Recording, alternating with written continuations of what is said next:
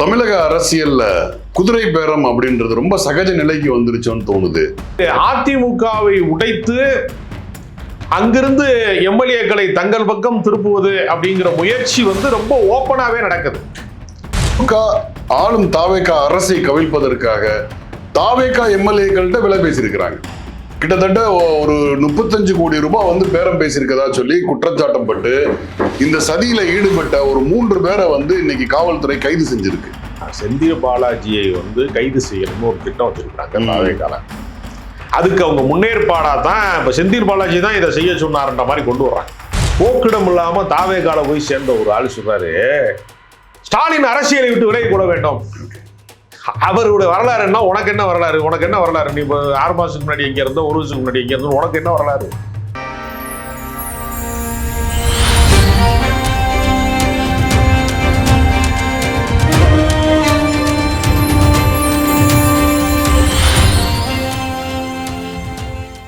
வாகை தமிழ் நேயர்களுக்கு வணக்கம்.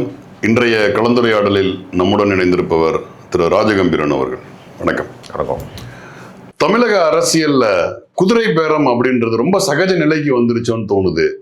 ஏன்னா ஆளுங்கட்சி பரபரப்பா அவங்களுக்கு இருக்கிற இந்த எண்ணிக்கையை விட இன்னும் மெஜாரிட்டி பலத்தை முழுமையா தங்களுடைய சின்னத்திலேயே எம்எல்ஏக்கள் வேணும் அப்படின்ற முழு முயற்சியில அவங்க அதிமுகவில் இருந்து ஒவ்வொரு ஆட்களாக உருகுறதும், அவங்க பதவிகளை எம்எல்ஏ பதவிகளை ராஜினாமா பண்ணி அவங்க வர்றதும் அந்த பக்கம் நடந்துகிட்டு இருக்கு. இன்னைக்கு சமீபத்தில் நீங்கள் நானும் பேசிட்டு இருக்க இந்த நேரத்துல திமுக ஆளும் தாவேகா அரசை கவிழ்ப்பதற்காக தாவேகா எம்எல்ஏக்கள்கிட்ட விலை பேசியிருக்கிறாங்க.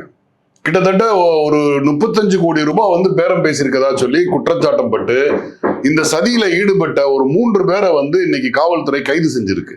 அப்ப இந்த குதிரை பேரம் என்பது 2 பக்கமே பரபரப்பா பரஸ்பரம் குற்றச்சாட்டுகளையும் ஒரு ரொம்ப மலிவான ஒரு அரசியல் நடந்துகிட்டு இருக்கு. இப்ப சமீபத்துல கூட வைகோ அவர்கள் கூட பகிரங்கமா குற்றம் சாட்டினாரு. என்ன நடந்துகிட்டு இருந்த இந்த குதிரை பேரம் என்ன நடந்துகிட்டு இருக்கு, எதுல போய் இதுல முடியும், எங்கே போயிட்டு இருக்குது? இல்ல, தாவேகாவினுடைய அரசு பள்ளிக்கூடத்திற்கான அங்கீகாரத்துல புதுப்பிக்கிறது, அது மாதிரி லைசன்ஸ் மாதிரி விஷயங்கள்ல, அல்லது புதிய அனுமதி கோருகிற விஷயங்கள்ல, அதே மாதிரி பத்திரப்பதிவு அலுவலகங்கள்ல, ரிஜிஸ்டர் ஆபீஸ்ல எல்லாம் எந்த விதமான பணமும் வாங்கல, சில்லறை வர்த்தகத்துல ஈடுபடல என்று சொல்லி கொண்டிருக்கும் போதே இந்த பக்கம் ஹோல்சேல் வியாபாரத்தை தொடங்கிட்டாங்க. நீங்க அதிமுகவை உடைத்து அங்கிருந்து எம்எல்ஏக்களை தங்கள் பக்கம் திருப்புவது அப்படிங்கிற முயற்சி ரொம்ப ஓப்பனாவே நடக்குது. பனையூரிலே ஒரு பச்சோந்தி திருவிழா நடந்து கொண்டே இருக்கிறது. தொடர்ச்சியாக எல்லா சனிக்கிழமையும் கூட்டம் கூட்டமாக அலை அலையாக கூட்டத்தை சேர்க்கிறாங்க. எப்படி சேர்க்கிறாங்க? அதிமுக தான் நமக்கு தாய் கழகம், அங்கிருந்து எல்லாருமே இங்க வரலாம் என்று சொல்றாங்க. அப்ப தொடர்ச்சியாக நாளைக்கு ஒரு அமைச்சர், முன்னாள் அமைச்சர் சேர்றாரு, வரிசையா ஆட்கள் கொண்டே இருக்கிறாரு. இயல்பா வரக்கூடியவர்களை வாங்கன்னு தானே சொல்ல முடியும். இயல்பா வைகோ பிரச்சனையா இருக்கு. மதிமுகவினுடைய பொதுச் செயலாளர் வைகோ உங்களுடைய எம்எல்ஏக்களை, மதிமுகவினுடைய எம்எல்ஏக்களை ராஜினாமா செய்ய சொல்லுங்க, நீங்க சொல்லுங்க, அவர்களுக்கு நானே பிரச்சாரம் செய்யறேன் தொகுதியில விஜய் சொன்னாருன்னு ஒரு அறிக்கையை அவர் சொல்லிட்டாரு. அப்படி சொல்லி முடித்ததற்கு பின்பு விஜய் ஓப்பனாகவே குதிரை பேரத்துல இருக்கிறார் என்பதை டிக்ளேர் பண்ணிட்டாரு வைகோ அப்படின்னு சொன்ன உடனே சுதாரித்து கொண்டு இல்ல வைகோ அப்படி சுதாரித்து கொண்டு அப்படி சுதாரித்து கொண்டு டக்குனு விஜய் அப்படி சொல்லல, நான் தான் அவர்கிட்ட சொன்னேன் அப்படின்னு அந்த பழியை தூக்கி தன்மையிலேயே போட்டுக்கொண்டார். அப்ப மதிமுக எம்எல்ஏக்கள் உதயசூரியன் சின்னத்திலே வெற்றி பெற்றவர்கள். அது வெளியில மதிமுக உறுப்பினர்கள் என்று சொல்லிக் கொண்டாலும் சட்டப்பூர்வமாக திமுகவினுடைய உறுப்பினர் கையொப்பமிட்டு தான் அதை செய்ய முடியும். அப்ப திமுக என்ன உரிமை கோருதுன்னா, எங்க எம்எல்ஏக்கள் அவங்க உதயசூரியன்ல ஜெயிச்சவங்க எங்க எம்எல்ஏக்கள். அதனால அவங்க ஆளுநருக்கு குதிரை பேரம் நடப்பது அப்படின்னு சம்பந்தமாக அமைப்பு செயலாளர் RS பாரதி ஒரு புகார் அளித்திருக்கிறார். ஆளுநர் இதற்கு நடவடிக்கை எடுக்கணும் அப்படின்னு ஒரு பக்கம் புகார் அளித்துட்டு இருக்கிறார். அதே வேளையில இவங்க இந்த பக்கம் என்ன செய்யறாங்கன்னா, இந்த ஆளுகிற தாவேகா அரசை கலைப்பதற்கு சதித்திட்டத்திலே ஈடுபட்டார்கள் அப்படின்னு சொல்றவங்க இருக்காங்கல்ல, அவங்க பிடிபட்டவங்கள்ல ஒருவரை எனக்கு தெரியும். அவர் யாருன்னா எல்லாருக்குமே தெரியும், திருநாவுக்கரசன் ஒருத்தர். அவர் முன்னாள் லயலா கல்லூரியினுடைய மாணவர், இந்த கருத்து கணிப்பு எடுக்கக்கூடிய டீம்ல உள்ளவர். அதற்கான ஒரு அமைப்பை அவர் நடத்தி கொண்டிருக்கிறாரு. அந்த திருநாவுக்கரசை எல்லாருக்குமே தெரியும், ஊடகத்தில் இருக்கிற அனைவருக்குமே தெரியும், எல்லா தொலைக்காட்சி வாதங்களுக்கும் கூட அவர் வருவார், அப்பப்போ கருத்து கணிப்புங்கிற. அவரு முழுக்க முழுக்க அண்ணாமலை ஆதரவாளர். அவர் வந்து கட்சிக்காரே கிடையாது. அவர் பேமெண்ட் கொடுத்தா, அவர் பேக்கேஜ் கொடுத்தா, அவர் ஒர்க் பண்ணி கொடுக்குற ஒரு ஆள், அவ்வளவுதான். அவரை பிடிச்சி சதி, அதாவது ஆட்சியை கவிழ்ப்பதற்கான சதி திட்டத்தை அவர் திட்டினார் அப்படின்னு எனக்கு அதிர்ச்சி ஆயிடுச்சு. ஏன்னா அவரை பொறுத்தவரையில அவர் அதுக்கான ஒருத்தான ஆளே கிடையாது. ஃபர்ஸ்ட் இல்ல, இதுல ஒரு விஷயம் என்னன்னா, நேரடியா வந்து இது போன்ற குதிரை பேரங்கள் பேசுறதுக்கு எதிர்கட்சியில இருக்கக்கூடிய முகமறிந்த திமுக நிர்வாகிகள் யாரும் போய் பேரம் பேச மாட்டாங்க தானே. பொதுவா வந்து ஊடகத்துறையில இருக்கிறவங்க இது மாதிரி கருத்து கணிப்பு பண்ணக்கூடிய இது மாதிரி ஆட்களை தான் உள்ள பேசப்ப இவர் நம்ம தராசு ஷியாம் கூட அடிக்கிற வாட்டி இதை சொல்லுவாரு.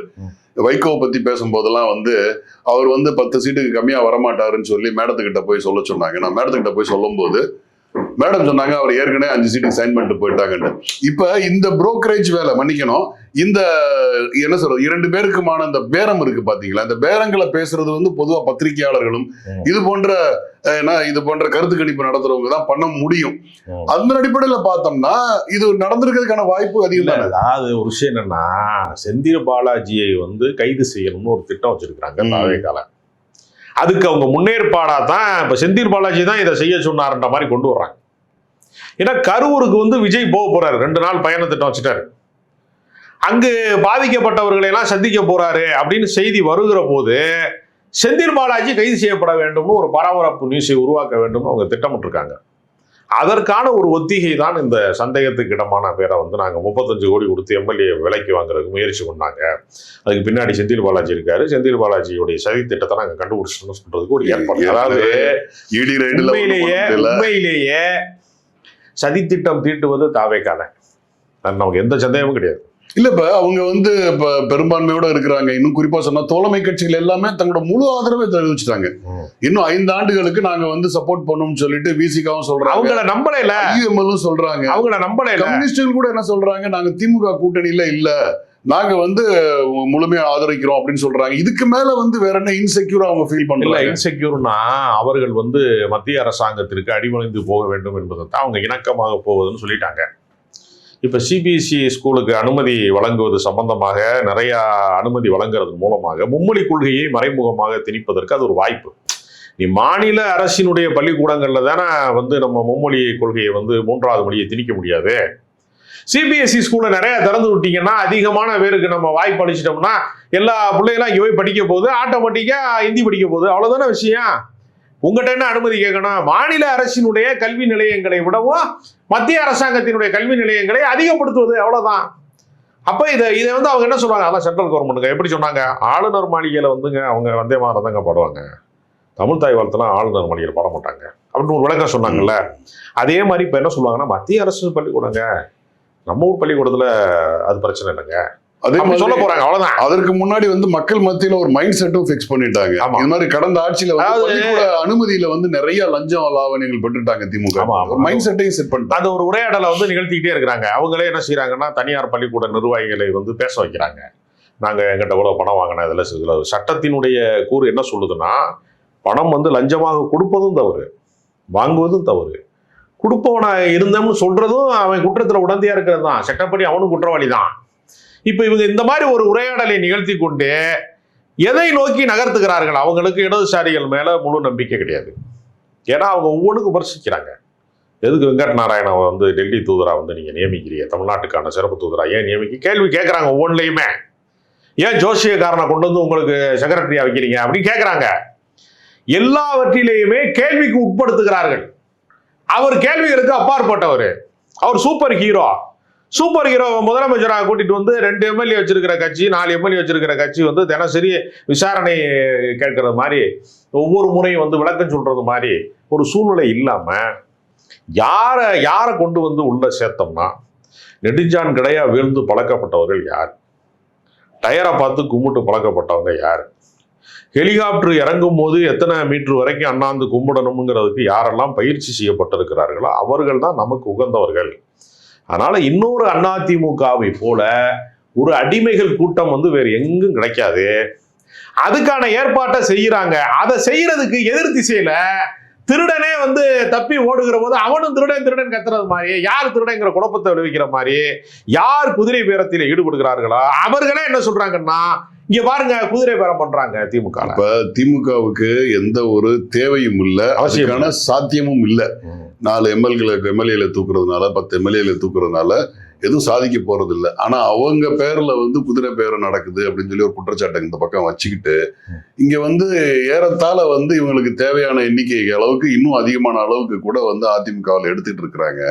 இதுல வந்து அமைச்சர் நிர்மலா இன்னொரு விஷயம் என்னன்னா, ரொம்ப கடினமான வார்த்தைகள்ல வந்து மு.க. ஸ்டாலின் அவர்களை பார்த்து கேட்கிறாங்க, இப்படி வந்து எம்எல்ஏக்களை வந்து திருடி விலை பேசி திருடுறீங்களா, உங்களுக்கு வெக்கமா இல்லையான்ற அளவுக்கு கேட்கறாங்க. இல்ல அரசியல் விட்டு விலகி கொள்ளுங்க.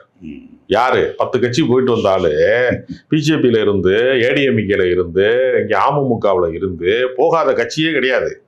போக்கிடம் இல்லாம தாவேகால போய் சேர்ந்த ஒரு ஆளு சொல்றாரு, ஸ்டாலின் அரசியலை விட்டு விலகி கொள்ள வேண்டும். அவருடைய வரலாறு என்ன, உனக்கு என்ன வரலாறு, நீ இப்போ 6 மாசத்துக்கு முன்னாடி எங்க இருந்த, 1 வருஷத்துக்கு முன்னாடி எங்க இருந்த, உனக்கு என்ன வரலாறு? ஒரு வரலாறு கிடையாது. அரசியலை விட்டு விலகி கொள்ள வேண்டும். உங்களை மாதிரி ஆட்சிகள் வந்து நிகழும் கவிழும், நாளைக்கு என்ன வேணாலும் நடக்கும். திராவிட இயக்கத்தினுடைய தேவை இருக்கிற நீ அண்ணாவின் கொள்கை, பெரியாரின் கொள்கை, சமூக நீதி கொள்கைக்கெல்லாம் நீ வந்து உத்தரவாதம் தந்துருவியா? நீ பக்கத்துல வந்து ஜூனியர் ஆர்டிஸ்ட் மாதிரி இடதுசாரிகளையும், இந்திய யூனியன் முஸ்லீம் லீக்கையும், விசிகாவையும் ஒரு ஜூனியர் ஆர்டிஸ்ட் கும்பல் மாதிரி, மாயாண்டி குடும்பத்தார் மாதிரி பக்கத்துல வச்சுக்கிட்டா உங்க ஆட்சி சமூக நீதி ஆட்சியை மாறிடுமா? சரி, ஒருவேளை வந்து இந்த இடைத்தேர்தலுக்கு பின்னாடி இவங்க எதிர்பார்த்த பெரும்பான்மையோட அதிகமான எண்ணிக்கையில் எம்எல்ஏக்களுக்கு வந்து தாவேகாவுக்கு கிடைச்சிருச்சுன்னா இந்த மதச்சார்பற்ற கூட்டணி தலைவர்கள், இந்த கட்சியோட நிலை என்னவா இருக்கும்? கூண்டோட பரதேசம் தான். எல்லாரையும் ராஜினாமா பண்ணிட்டு ஓடுன்னு வரட்டிடுவாங்க. அதுதானே நடக்குது. இது உங்களோடு நல்லிணக்கம் இருந்தால், இடதுசாரிகளோடு, விசிகாவோடு, காங்கிரஸோடு, இந்திய யூனியன் முஸ்லீம் லீக்கோடு நல்லிணக்கம் இருந்தா குதிரை பேரத்துக்கு அவசியம் இல்லை. மாற்று கட்சியிலிருந்து எம்எல்ஏக்களை ராஜினாமா செய்ய வேண்டிய அவசியம் இல்லை. அடுத்தடுத்து ஆட்களை கிளப்பி விட வேண்டிய அவசியம் இல்லை. வேலுமணி அங்கே ஒரு பக்கம் வம்பளுக்கிறாரு, நீ சொல்றதை நான் கேட்க மாட்டேன் அப்படின்னு சொல்றாரு. அதிமுகவை உடைக்க வேண்டிய அவசியம் எங்கிருந்து பிறக்கிறது? தாவேகா தன்னை தற்காத்துக் கொள்வதற்கு இப்ப நீங்க காரைக்குடி பகுதியிலாம் பாத்தீங்கன்னா பெரிய பெரிய செட்டிநாடு வீடுகள் இருக்கும். ரொம்ப பழமையான வீடுகள். அவன் பூரா வெளிநாட்டுக்கு போயிருப்பான், வேற ஊருக்கு படிக்க போய் வேலைக்கு போய், அவன் ஒருத்தன் பெங்களூர்ல இருப்பான், ஒருத்தன் பாம்பேல இருப்பான், ஒருத்தன் வந்து துபாயில இருப்பான், ஒருத்தன் அமெரிக்கால இருப்பான். அவங்க வந்து இந்த பங்களா பழைய பங்களா உயரும். என்ன பண்ணுவாங்கன்னா, அங்க இருக்க தேக்கு மரம் கிடைக்காது, அங்க இருக்கக்கூடிய நவீன கலை நுட்பமான விஷயங்கள்லாம் கிடைக்காது, அந்த மரச்சாமான் எல்லாம் கிடைக்காதுன்னா அதை உடைச்சு அதை மட்டும் எடுத்துட்டு வருவாங்க. இப்ப எப்படி செட்டிநாடு பங்களாவுல அந்த தேக்கு மரத்துல செய்யப்பட்டது தூணுகள் எல்லாம் எடுப்பாங்களா, அது மாதிரி அதிமுகவினுடைய பில்லர்களாக இருக்கக்கூடியவர்கள் யாரெல்லாம் அதிமுகவுக்கு வந்து ஒரு தூண்களாக இயங்கக்கூடியவர்கள் யாரோ அவங்கள பூரா தூக்கிட்டு வாங்குறாங்க. தூக்கிட்டு வந்துட்டு தான் குதிரை பேரம் நடத்துறோம்னு சொல்லக்கூடாதுங்கிறதுக்காக திமுக தான் குதிரை பேரம் நடத்துது, திருடனே ஓடி தப்பி ஓடும்போது இந்த திருடன் அவனும் சேர்ந்து கத்துறது மாதிரி இவங்களோட திருட்டுத்தனத்தை மறைக்கிறதுக்கு இவங்க கத்துறாங்க. கம்யூனிஸ்ட் கட்சிகளும் விடுதலை சிறுத்தைகளும் வந்து ஆரம்ப காலகட்டத்தில் இது வந்து ரொம்ப பகிரங்கமாவே சொன்னாங்க. அதாவது நீங்க அதிமுகவில இருந்து நீங்க ஆட்களை கொண்டு வந்து இது பண்றது ஆரோக்கியமானது இல்ல, ஜனநாயகத்துக்கு விரோதமானதுன்னு சொல்லி 2 பேருமே கருள் கொடுத்தாங்க. அது மென்மையா சொல்றாங்க. அந்த காந்தி எறும்பு கடிக்காதுன்னு சொல்லுவாங்கல்ல, அது மாதிரி மென்மையான குரல்ல பேசுறாங்க. அதுக்கு மேல பேசுனா அது கூட்டணியை உடைச்சிரும், நம்ம அமைச்சரவையில இடம் பெற்றிருக்கோம், அவங்களுக்கு சங்கடம் வந்துடும் அப்படின்னு ஒரு மெல்லிய குரல்ல, ரொம்ப சன்னமான குரல்ல பேசிக்கிட்டே இருக்காங்க. இல்ல இது சத்தமா சொல்ல முடியல. அத கூட்டணி கட்சிகளுக்கும், ஏன்னா வெங்கட் நாராயணாவை நியமித்தது உட்கட்சி விவகாரம்ங்கிறாங்க. அது எப்படி உட்கட்சி விவகாரமா இருக்கும்? கட்சியினுடைய முதன்மை செயலாளராக மாத்திருக்காங்க. வர தமிழ்நாடு அரசுக்கான டெல்லி சிறப்பு பிரதிநிதி என்பது அரசு பதவியா கட்சி பதவியா? அது கட்சி பதவினா நம்ம கேள்வி கேட்க தேவையில்லை. உட்கட்சி விவகாரம் எப்படிங்க அது உட்கட்சி விவகாரமா இருக்க முடியும்? அப்ப இது மாதிரியான விஷயங்கள் இருக்குல்ல, இதெல்லாம் வந்து சும்மா வந்து ஒரு நம் தோழமை கட்சியாக இருக்கிறோம்ங்கிறதுக்காக. அதாவது அது பெரிய கொடுமையான விஷயம் என்னன்னா, திமுக ஆளுங்கட்சியா இருந்தாலும் விசிகா தான் வந்து அவங்களுக்கு வந்து முட்டு கொடுக்கணும், தாவேகா ஆளுங்கட்சியா இருந்தாலும் விசிகா மாதிரி கட்சிகள்லாம் வந்து முட்டு கொடுக்கணும்னு ஒரு எழுதப்படாத விதி இங்க இயங்கி கொண்டே இருக்கிறது. இது நியாயமா பார்த்தா ஒட்டுமொத்த அரசாங்கத்துக்கு திருமாவளவன் எப்படி பொறுப்பாவாரு? டாக்டர் திருமாவளவன் வந்து இந்த குதிரை பேரத்தை பத்தி பேசும்போது அப்படியே சன்னமா குரல் வந்து நீங்க சொன்ன மாதிரி கம்மியாகிட்டே வந்து இப்ப என்ன ஒரு 2 நாளைக்கு முன்னாடி என்ன சொன்னாங்கன்னா இது ஜனநாயகத்துக்கு எதிரானது, அதிமுகவுல இருந்து இப்படி எம்எல்ஏக்களை கொண்டு வந்து சேர்க்கிறது ஜனநாயகத்துக்கு எதிரானது இல்ல, அவர் கட்சிக்கு எதிரானது, கூட்டணிக்கு எதிரானது, கம்யூனிஸ்டுகளுக்கு எதிரானது. முதல்ல நம்பி போனவங்களுக்கு நான் என்ன சொன்னேன், ஜனநாயகத்தை அப்புறம் காப்பாற்றலாம், தனக்கே எதிரானதுங்க. நீங்க போதுமான எண்ணிக்கையில பெரும்பான்மை நிரூபிப்பதற்கு போதுமான எண்ணிக்கையில வந்துருச்சுன்னா இவர்களை எல்லாம் என்ன நிலைமைக்கு ஆளாக்குவாங்கன்னு நீங்க சொல்றீங்க? இல்ல நீங்க அப்படி இருந்ததுன்னா இன்னைக்கு வந்து அனைத்து கட்சி கூட்டம் நடத்த வேண்டிய அவசியமே இல்லை. இப்ப அனைத்து கட்சி கூட்டம் வந்து கம்யூனிஸ்டுகளை தவிர மிச்ச எல்லா கட்சிகளும் போயிருக்கிறாங்க. சோ அதுல வந்து நிச்சயமா வந்து நடக்கக்கூடிய அரசியல்ல இப்ப சட்ட ஒழுங்கு பிரச்சனையா இருக்கட்டும், நலத்திட்டங்களா இருக்கட்டும், மேகதாது விஷயம், இதுல எல்லாம் எப்படி கூட்டணியா சேர்ந்து பண்ண போறோம், இந்த ஆட்சி எப்படி இன்னும் 5 வருஷத்துக்கு கொண்டு போக போறோம், இன்னும் வந்து வரங்க பாராளுமன்ற தேர்தலில் வந்து எப்படி கூட்டணியா இணைஞ்சு செயல்பட போறோம், இதுல தாவேகா அப்படி முன்னின்று தலைமை அப்படின்லாம் பேசுவாங்க நீங்க நினைச்சிட்டு இருக்கீங்க. அதற்கு தானே வேற எதற்கு அதெல்லாம் ஒண்ணுமே கிடையாது, வேற ஒண்ணும் கிடையாது. எங்களுக்கு எதிராக சதி பண்றாங்க, எங்களை எல்லாம் நீங்க உறுதியா இருக்கணும், காப்பாற்றணும், எதுவும் மாற்றங்கள் வராது அப்படின்னு சொல்றதுக்கு தான் அவங்களுக்கு பொது நோக்கத்திற்காக கூடுகிறார்கள் நான் நம்பல. பொது நோக்கத்துக்காக கூடனா கம்யூனிஸ்டுகள் எல்லாம் கலந்துக்குவாங்க.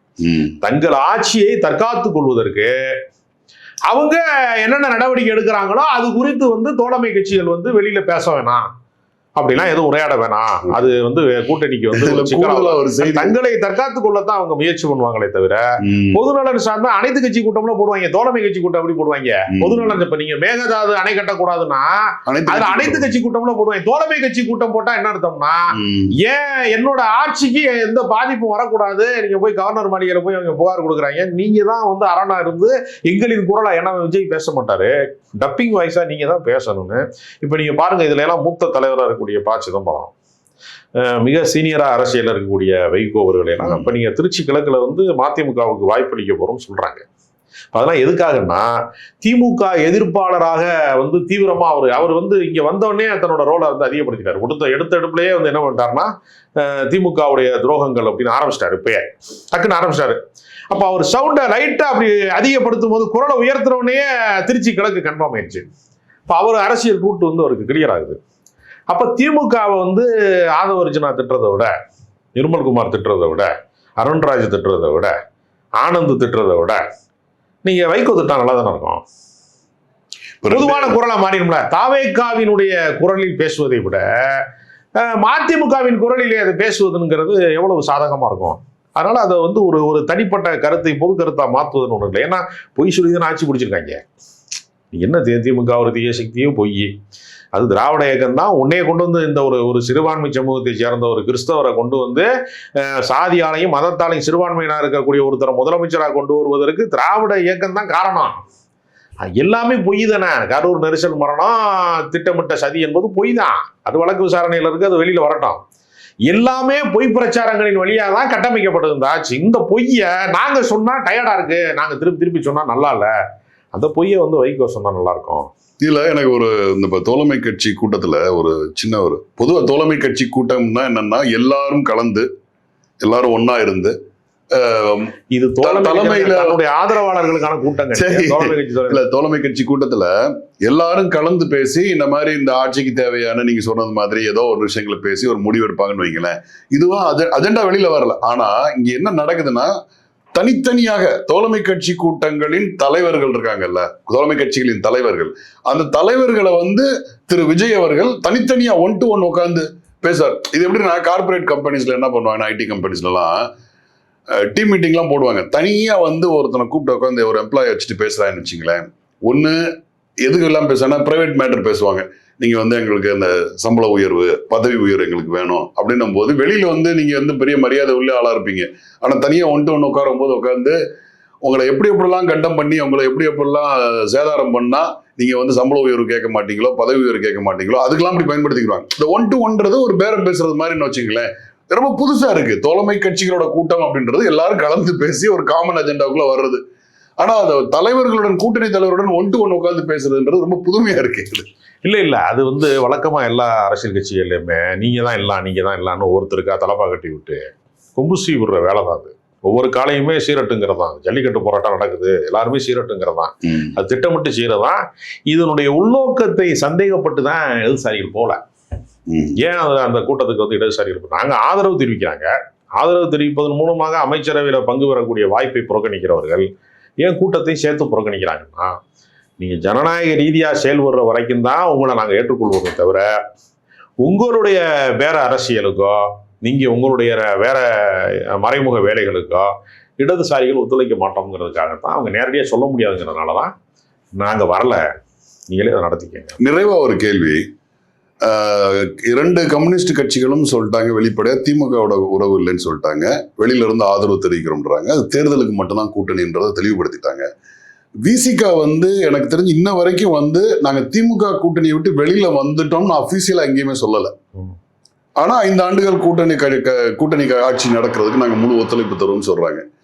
இப்ப இது எப்படி நம்ம எடுத்துக்கிறது, இந்த விசிகாவோட இந்த நிலைப்பாடை எப்படி எடுத்துக்கிறது? மற்ற கட்சிகளுக்கும் விசிகாவுக்கும் ஒரு முக்கியமான வேறுபாடு இருக்கு.